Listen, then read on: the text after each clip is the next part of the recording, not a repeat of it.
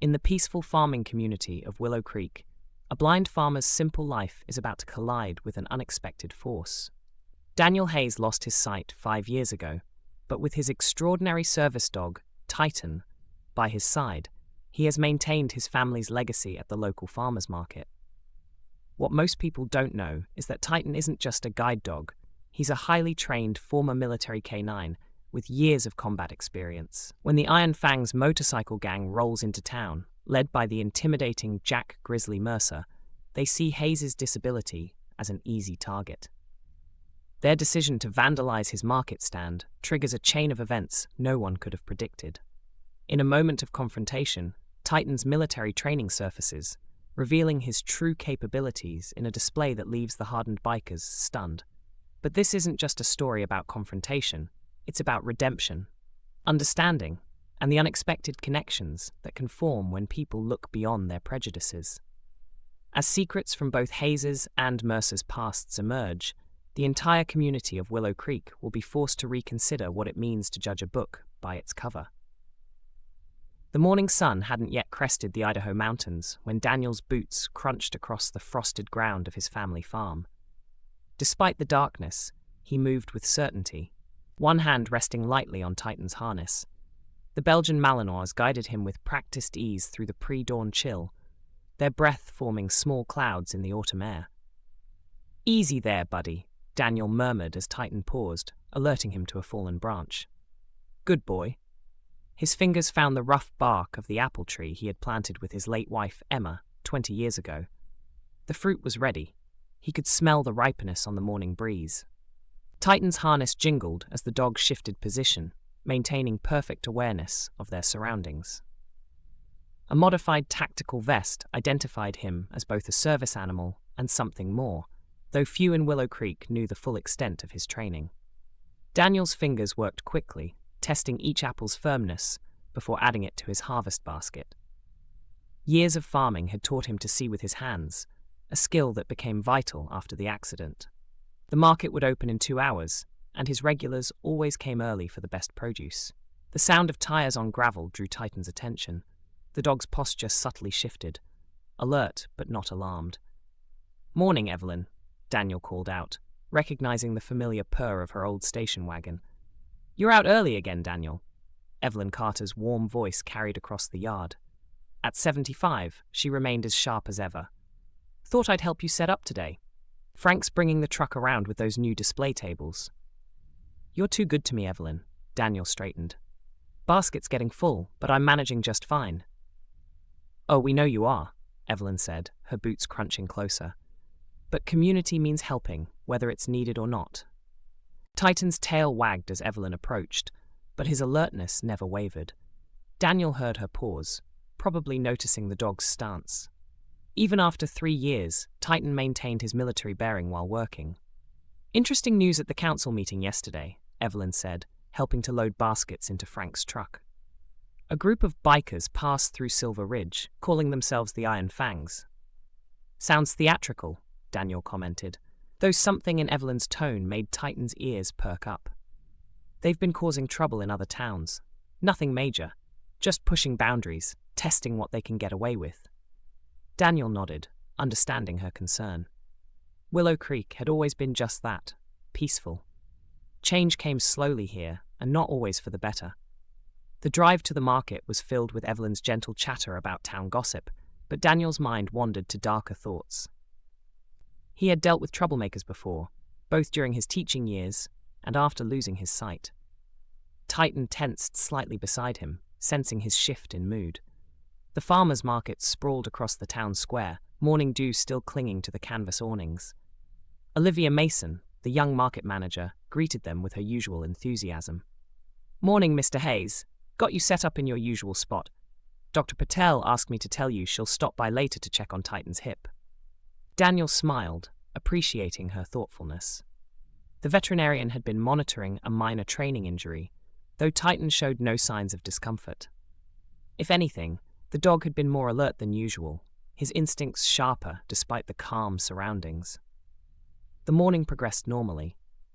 Regular customers arrived, praising his produce and chatting about everything from weather to recipes. The air was crisp, laced with the scent of fresh bread from the bakery stall nearby, and the distant sound of a guitar played by a street musician gave the market its usual charm.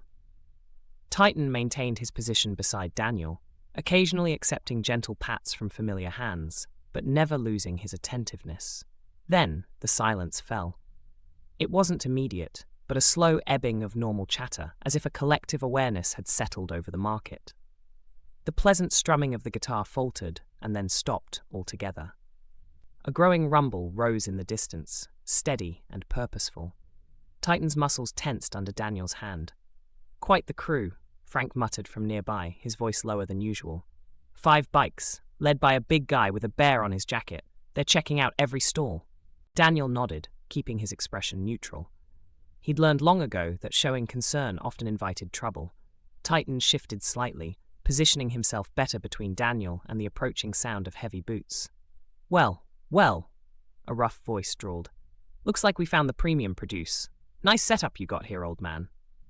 "Welcome to Hayes Family Farm," Daniel replied evenly. "Can I help you find something specific?"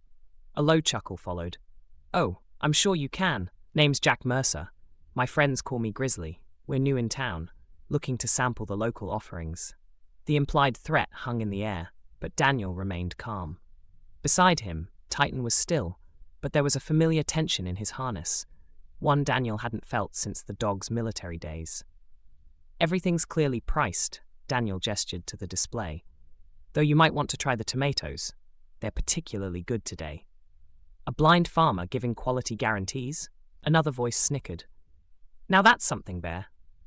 "Mind your manners," Jack warned, though amusement laced his voice. "We're all friendly here, aren't we?"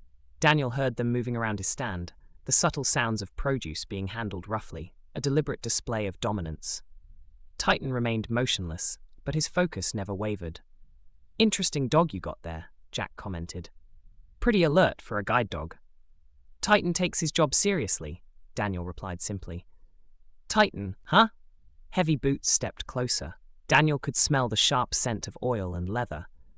"You know, we might just become regulars here. Such a vulnerable setup could use some protection, times being what they are." The threat was clearer now, and Daniel could feel the weight of onlookers holding their breath. He had faced worse before, knew better than to be provoked. But Willow Creek looked after its own. "You're welcome to shop here anytime." A pause. Then a rough laugh. "Oh, we'll be back, old man. Count on that." The boots moved away, their heavy steps fading into the hush that followed. For a moment, nothing stirred. No voices, no movement, only the whisper of the wind curling through the narrow streets. The unease clung to the air like an oil stain, thick and slow to fade. Titan remained rigid, his ears flicked forward, every muscle beneath his thick coat drawn tight like a bowstring. He didn't move until the motorcycles roared back to life, their engines snarling through the quiet town, a parting shot of defiance and promise. Even as the sound faded into the horizon, Titan didn't relax. His stance remained wary, his body still a shield at Daniel's side. The world around them exhaled in increments. Conversations resumed, but they were hushed, clipped, as if people were afraid to speak too loudly. A merchant shifted a crate with a deliberate slowness, eyes darting toward the road. A mother pulled her child closer, fingers tightening around small shoulders. The usual warmth of the market, the easygoing laughter, the casual bartering, had been replaced by something brittle. "You okay, Daniel?" Evelyn's voice, soft but edged with concern, cut through the hush. Daniel blinked, forcing himself back into the present. His hand remained on Titan's harness, fingers curled tightly around the worn leather. It was only when he felt the stiffness in his own grip that he forced himself to ease it. "I'm fine," he said, though he didn't quite believe it himself. His gaze lingered on the road where the motorcycles had disappeared, a lingering sense of unease curling in his stomach. He turned back to Evelyn, his expression grim. "But I think Willow Creek just got a little less peaceful." Titan let out a low exhale, a sound that wasn't quite a growl but carried weight all the same. A warning. Evelyn's lips pressed together. "I don't like this," she admitted. Daniel didn't either. The market had returned to a fragile rhythm, but the tension was still there, just beneath the surface. People moved differently, more cautious, more aware.